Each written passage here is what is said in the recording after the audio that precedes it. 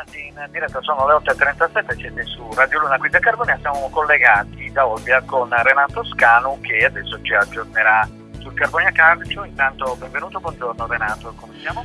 Buongiorno a te Ugo Bulgarelli, buongiorno a tutti i nostri amici radioascoltatori. Oggi naturalmente dobbiamo annunciare la conferenza stampa che si tiene in comune presso la Torre Littoria alle ore 11 per quanto riguarda la gestione degli impianti sportivi, ovviamente riguarda lo stadio Zoboli.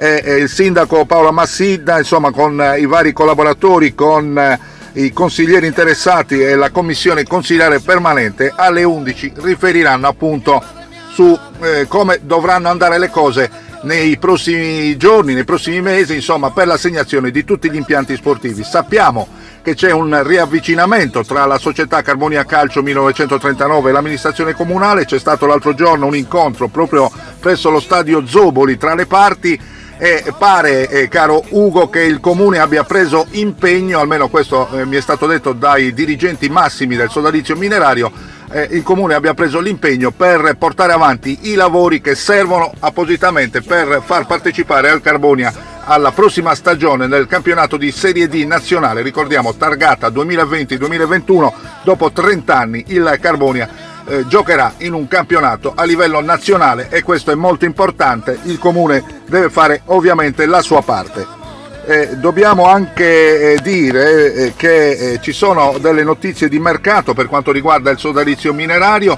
Continuano le trattative per quanto concerne la panchina, chiaramente si parte dall'allenatore per la squadra, per ogni squadra. Il Carbonia sta trattando Sebastiano Pinna, almeno sono queste le ultime notizie dalle fonti che mi sono giunte personalmente. Quindi Sebastiano Pinna, ex giocatore del Cagliari e ovviamente anche della Torres, potrebbe essere lui alla guida del Carbonia Calcio nella prossima stagione appunto di Serie D, che noi seguiremo con grande attenzione su Radio Luna. Poi dobbiamo fare anche gli auguri, i complimenti dopo l'esperienza positiva nella stagione scorsa. Il Carbonia Calcio ha contribuito a portare giocatori molto importanti. Sto parlando di Sebastiano Puddu, che è stato il direttore sportivo del Carbonia Calcio e che da questa stagione, la prossima stagione, sarà il direttore sportivo del Muravera. Quindi Sebastian Puddu, augurissimi a lui, chiaramente per la sua carriera, per prestigiosi nuovi traguardi.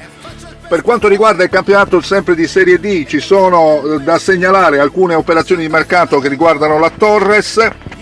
Dopo Sarrizzu ha riportato anche il difensore Alessio Lazazzera alla corte di mister Gardini, quindi operazione importante per la formazione sassarese, che ovviamente mira sempre a ritornare nel calcio professionistico. Ci sono altre notizie che riguardano proprio la Torres, che ha ingaggiato anche il mediano ex Budoni Matteo Moro, l'esterno offensivo Alessandro Ciaramitaro e il portiere Andrea Carta. Quindi grandi operazioni di mercato per una Torres che vuole essere assolutamente protagonista nella prossima stagione del campionato di Serie D.